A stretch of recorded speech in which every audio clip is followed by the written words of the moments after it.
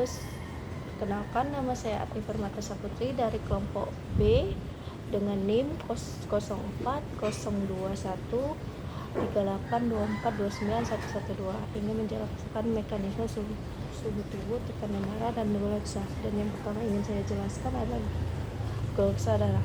Gluksa adalah karbohidrat terpenting. Kebanyakan karbohidrat terdapat dalam makanan yang diserap ke dalam aliran darah sebagai glukosa, dan gula lain diubah menjadi glukosa dalam hati.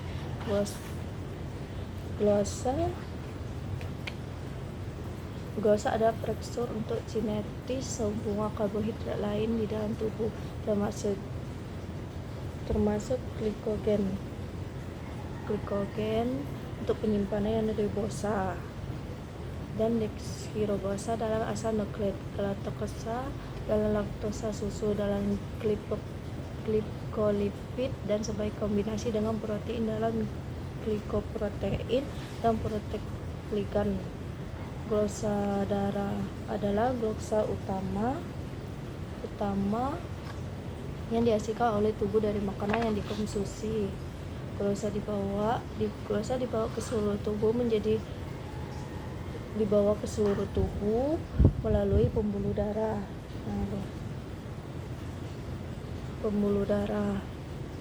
Untuk menghasilkan energi bagi sel di dalam tubuh. Glukose darah juga merupakan gula sederhana dalam makanan dalam bentuk diskarida atau terikat dalam bentuk molekul lain. Kadar glukosa dalam darah diatur oleh beberapa hormon, diantaranya insulin dan glukagon. Hormon insulin merupakan hormon kadar glukosa darah dibentuk oleh sel-sel beta pula pankreas. Nah, sel-sel ini gluksa sebagai sumber energi atau diubah menjadi glikogen. Terus glukosa dan tubuh menggunakan glukosa, pelepasan glukagon dari sel-sel pankreas, glukagon.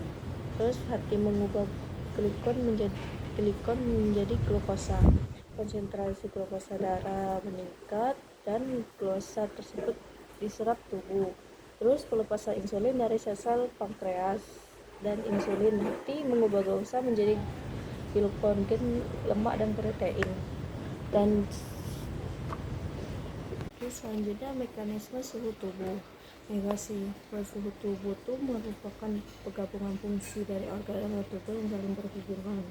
Di dalam pengaturan suhu tubuh tersebut terdapat dua jenis sensor, yaitu sensor panas dan sensor dingin. Di dalam pengaturan suhu tubuh tersebut terdapat yang berbeda tempat pada jaringan sekeliling tubuh. Dari kedua jenis sensor ini, isyarat yang diterima langsung dikirimkan ke sistem saraf pusat dan kemudian dikirim ke saraf motorik yang mengatur pengeluaran panas dan produksi panas untuk dilanjutkan ke jantung, paru-paru, dan seluruh tubuh. Setelah itu terjadi umpan balik, di mana isyarat diterima kembali oleh sensor panas dan sensor dingin melalui peredaran darah. Setiap spesies ini memiliki kisaran suhu optimal, dan untuk mempertahankan tersebut diperlukan termoregulasi. Dengan termoregulasi sesuatu dapat berfungsi serta efektif. Dan selanjutnya saya akan menjelaskan mekanisme tekanan darah. Tekanan darah terjadi ketika darah terhadap dinding pembuluh darah dan ditimbulkan oleh desakan darah terhadap arteri ketika darah tersebut dipompa oleh jantung ke seluruh anggota tubuh manusia sinus karotis, yaitu sinus karotis, arteri karotis komunis, lengkungan aorta, saraf vagus, nodus arterioventrikular.